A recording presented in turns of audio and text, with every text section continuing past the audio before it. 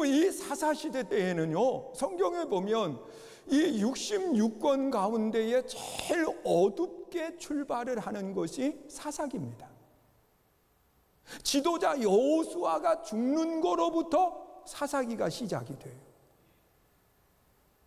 그러면서 이 사사시대가 몇 년이 되느냐고 하면 350년 동안 사사시대입니다. 이때는 지도자가 없는 거예요. 어떠한 일들이 발생했을 때 하나님이 사사를 세워서 통치를 하고 그리고 전쟁을 하게 하는 그런 모습들을 찾아보게 돼요.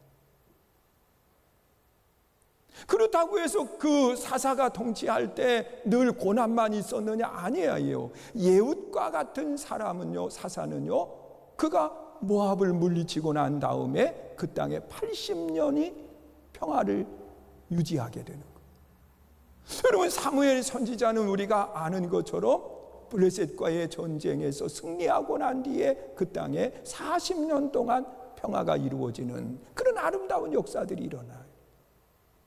그러면서도 그 사사시대 때 이스라엘 백성들에게는 많은 고난과 어려운 일들이 생겼어요. 이유가 뭘까? 그것을 오늘 본문 속에서 그렇게 이야기를 하는 겁니다. 1절 말씀 우리 한번 보세요. 읽습니다. 시작. 여호와의 사자가 길갈에서부터 보기미로 올라와 말하되 내가 너희를 애굽에서 올라오게 하여 내가 너희와 조상들에게 맹세한 땅으로 들어가게 하였으며 또 내가 이르기를 내가 너희와 함께한 언약을 영원히 어기지 아니하리라. 하나님은요, 분명히 아브라함을 통해서, 모세를 통해서, 여호수아를 통해서 약속을 하셨어요. 그 가나안 땅을 차지하게 하시겠다고요. 그 가나안 땅을 차지할 때 아무도 살려두지 말아라. 그 살려두는 순간서부터 그들이 너희들의 옆구리에 가시가 되고 그리고 올무가 되리라. 그렇게 말씀하신 거예요. 여러분, 우리가 아는 것처럼 가시라고 하는 것이요, 그 몸의 어느 한 부위만 살짝 박혀 있어도요, 이게 얼마나 고통스러운지 몰라요. 그 가시 박힌 부분에 살짝만 닿아도 통증을 느끼는 거예요. 그게 가시예요. 그런데 이 옆구리에 박힌 가시는요, 호흡이 안 돼요. 호흡이요. 여러분, 제가 얼마 전에 이 옆구리에 담이 들렸어요. 이 담 들어본 사람들은 알아요. 옆구리에 담 들면 이게 숨만 쉬어도 아파요. 이게 숨만 쉬어도 아픈 거예요. 그게 옆구리에 담 들은 거예요. 그런데 옆구리에 가시가 찔려 있으니 호흡할 때에 이 가슴이 부풀어 오르거나 그러면 통증을 느끼는 거예요. 이게 옆구리의 가시예요. 그리고 올무라고 하는 것은 우리가 알지만은 올무에 걸린 짐승들을 보면은요, 이게 움직이면 움직일수록 조여들어요.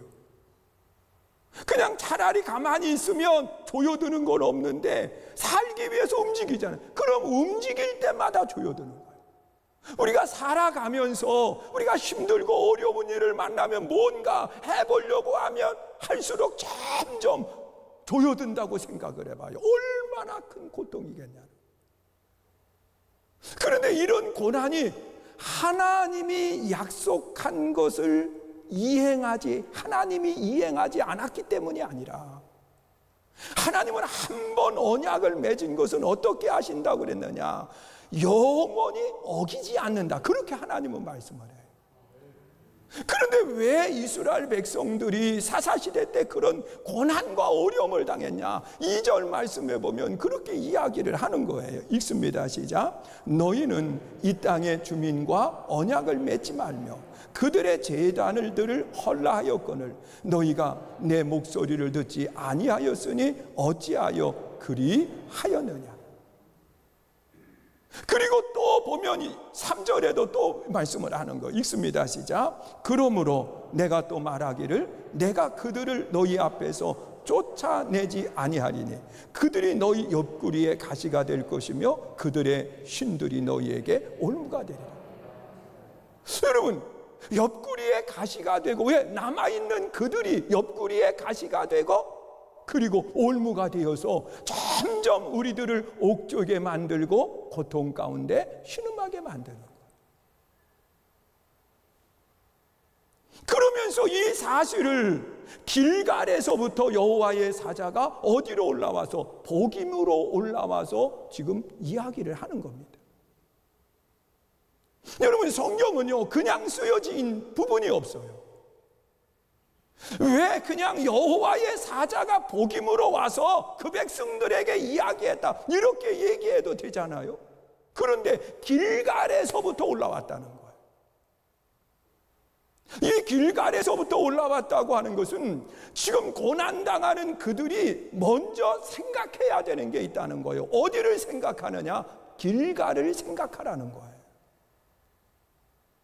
이 길갈에서 있었던 일들을 다 잃어버렸기 때문에 지금 이 복임의 고통을 당하고 아픔을 당하는 그 시간이 왔다는 거예요. 그런데 이 길갈은 어떤 곳이냐? 이스라엘 백성들이요, 이 요단강을 건널 때, 이 요단강이 갈라지지 않은 상태에서 제사장이 법궤를 메고, 그리고 이 요단강에 한 발을 내어딛고 걸을 때에 요단강이 갈라지는 거예요. 그런데 이 홍해가 갈라질 때와 요단강에 이스라엘 백성들이 건널 때에는 차이가 있습니다. 홍해는 흐르는 물이 아닙니다. 그리고 이 홍해를 건널 때에 이스라엘 백성들이 모세를 통해서 함께 홍해를 건널 때에 그 백성들은 서쪽에 있었어요. 제가 그 말씀을 드렸잖아요. 그리고 하나님은 이 동풍을 불게 하시면서 홍해를 말리시는 거예요. 가르시고요. 그러니까 이 홍해를 건널 때에는 눈에 보여지지 않지만 갈라져 있는 그곳으로 나가는 겁니다. 그리고 갈라진 그 물은 바닥은 말라 있고 흐르지 않는 물이기 때문에 갈라진 그 상태로 건너가는 거예요. 그러나 요단을 건널 때에는 달랐어요. 이 요단강은 흐르는 물이기 때문에 한쪽을 벽을 이루게 하셨다는 거예요. 성경을 잘 보면 벽을 이루게 하세요. 그리고 흐르는 한쪽 면을 흘러가는 거예요. 그런데 그때가 언제냐? 제일 그 강물이 많을 그때에 하나님께서 그 강을 건너게 하시는 겁니다. 그것도 그 반대편서부터 바람이 불어서 갈라온 것이 아니라 그 유유히 흐르는 그 물속에 제사장이 발을 딛고 섰을 때 그 강이 갈라지는 역사가 일어나는 거예요. 한쪽은 벽을 이루고, 그리고 그들이 가장 깊은 곳에 이르렀을 때 하나님은 제사장 발을 딛는 그곳에서 멈추게 합니다. 그러더니 한 족속에서 한 명씩 지도자를 뽑으라는 거예요. 여러분, 지금 빨리 건너고 싶은 마음이 있는 거, 왜냐고 하면 벽을 이루고 있는 것이 그냥 넘어오면 다 죽는 겁니다. 점점 높이 쌓여가는 거예요. 흐르는 물이기 때문에. 그런데 가장 깊은 곳에 이르렀을 때 멈추게 하더니 거기에서 한 족속에 한 명씩 지도자를 뽑게 하고, 그리고 그들에게 하는 이야기가 큰 돌 하나씩을 취하라는 겁니다. 여러분, 지금 벽을 이루고 있는 그 요단강을 바라보면서 말이에요. 그래서 하나씩을 찾아서 가져왔더니 하는 이야기가 가장 깊은 이곳에 세우라는 거예요. 기념비로. 무슨 기념비냐? 하나님이 하신 기념비예요. 하나님이 요단을 가르시면서 하나님이 그 백성들을 건너게 하시고, 가장 깊은 죽음의 고통이 있는 그 자리에서 하나님이 기념비를 세우라고 하는 거예요. 그러더니 다시 돌 하나씩을 취하게 하더니 이번에는 그들에게 어깨에 매게 하고, 그리고 그 요단강을 건너서 그 돌들을 어디에 세우게 하느냐? 길갈이라고 하는 곳에 세우게 하는 겁니다. 누가 하신 일을요? 하나님이 하신 일을. 그리고 먼 훗날에 내 자손들이 이 돌이 무엇냐고 이야기할 때 그때 자세하게 설명을 해줘라. 하나님이 하셨다. 이 요단강을 가르고 우리를 건너게 하신 이 일을 하나님이 하셨다. 이것에 대해서 밝히 이야기하라는 거예요. 여러분, 이 말씀 속에는 이 요단을 건널 때에 그들의 마음속에 멈추어 있는 그 강을 바라보면서 벽을 이루고 있는 그 모습을 바라보면서 사실 두렵지요, 떨리지요. 왜 두렵지 않겠어요? 이것이 합쳐지면 죽음인데 왜 두렵지 않겠어요? 그런데 하나님이 하심을 믿고 그들은 멈추어 서서 돌을 취해서 길갈의 기념비를 세워. 두려움 없어요. 여러분, 두려움이라고 하는 것은 우리 삶에 해야 될 일들을 멈추게 만드는 것이 두려움입니다. 그런데 이스라엘 백성들이 가나안 땅을 정복할 때에 아직 정복되지 않은 땅들을 그리게 만들어요. 그리고 그 땅을 누가 먼저 들어가서 정복할 거냐? 그럴 때 유다 족속이 올라가서 정복하겠다고 나서는 거예요. 그때 누구의 도움을 받느냐? 시므온 족속의 도움을 받아서 함께 올라갑니다.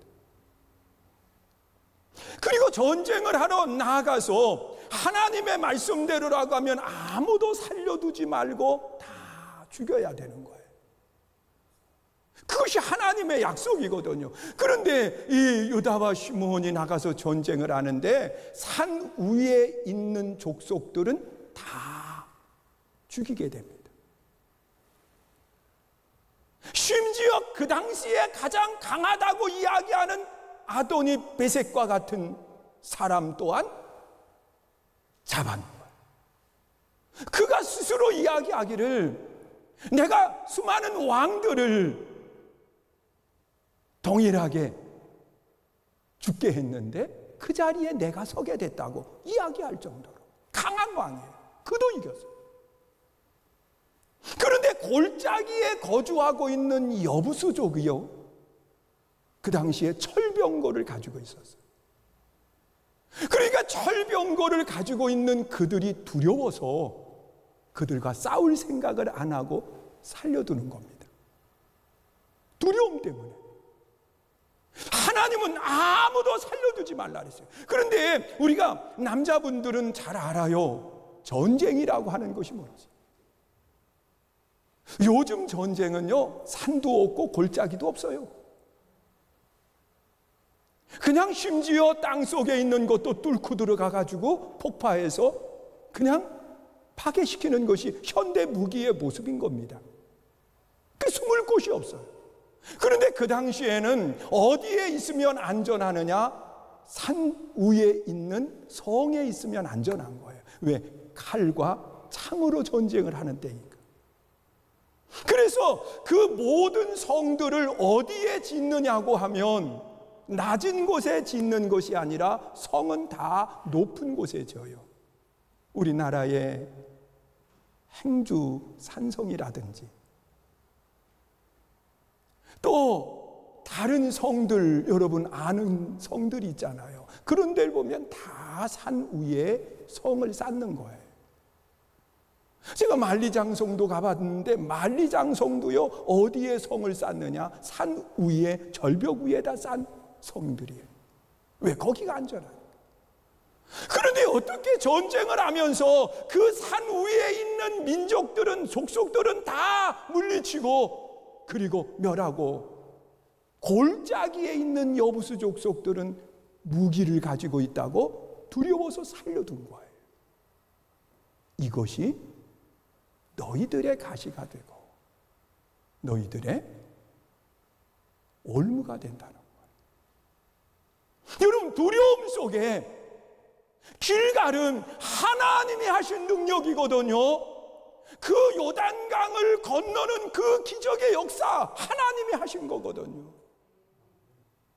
그런데 이 두려움을 갖지 말고 전쟁에 임해야 될 그 백성들이 두려움 때문에 오늘 이 시대 속에 하나님이 우리에게 주시는 말씀은 뭘까요? 우리 한번 생각해 봐요. 저는 눈에 보이지 않는 코로나가 이렇게 두려움의 대상인지는 몰랐어요. 여러분, 얼마나 두려운 마음을 가지고 있습니까? 저는 이 코로나 이 사태가 한 2달 정도 가면 길게 잡은 겁니다. 사스 때도 그렇고 다 그랬잖아요. 2달 정도만 가면 다시 원래대로 복귀가 될 줄 알았어요. 그런데 이게 벌써 2년째 가고 있는 거예요. 지금 하는 이야기가 뭐냐고 하면 내년도 보장 못한다는 겁니다. 그래도 다행인 건 백신이 있어서 백신을 맞고 전 세계가 70%의 그러한 백신을 맞게 되면 그때는 괜찮아질 수 있다. 그리고 이야기를 하는 거예요. 여러분, 두려운 마음 때문에 우리들은 모든 것들을 다 접고 있어요. 두려움 때문에. 그런데 실은 그 두려움이 우리의 앞날에 무엇이 되느냐? 올무가 되고 가시가 될 것이라고 말씀합니다. 두려움. 그리고 또 하나, 길갈은 어떤 것을 이야기하느냐? 성경에 나타나 있는 말씀을 보니까 이스라엘 백성들이 요단강을 건너고 난 뒤에 이 가나안 땅에 살고 있는 모든 사람들이요, 요단강을 건널 때 어떤 일이 일어났는지를 입소문을 통해서 들은 거예요. 하나님이 하신 그 일을 말이에요. 그래서 두려운 마음을 가지고 모든 성문들을 다 굳게 닫아놨습니다. 성문을 닫았지만 가나안 땅에 들어간 그 백성들, 이스라엘 백성들이 가나안 땅을 정복하려고 하면 싸워야 되잖아요. 전쟁 없이 어떻게 그 땅을 차지할 수 있습니까? 그래서 여호수아 6장에 보면 이제 여리고성을 정복하기 위해서 전쟁을 하는데 하나님은 여호수아에게 여호수아 5장에 보니까 그렇게 말씀을 해요. 2절의 말씀에 보면 이스라엘 백성들이, 애굽에서 나온 백성들은 광야길에서 할례를 받았어요. 하나님의 백성으로 구별된 표식을 갖게 되는 거예요. 할례를 받았어요. 그런데 한 세대가 광야에서 죽고 새로운 세대가 태어난 사람들을 이끌고 지금 여호수아가 어디로 가는 거냐? 가나안 땅을 정복하기 위해서 들어가는데 지금 막 전쟁을 하기 앞서서 하나님은 여호수아에게 길갈에서 무엇을 하게 하시느냐? 할례를 행하라는 거예요. 광야 세대 속에 다시 태어난 그들이 가나안 땅을 정복해야 되니까 그들은 할례를 받지 않았기 때문에 할례를 베풀어라.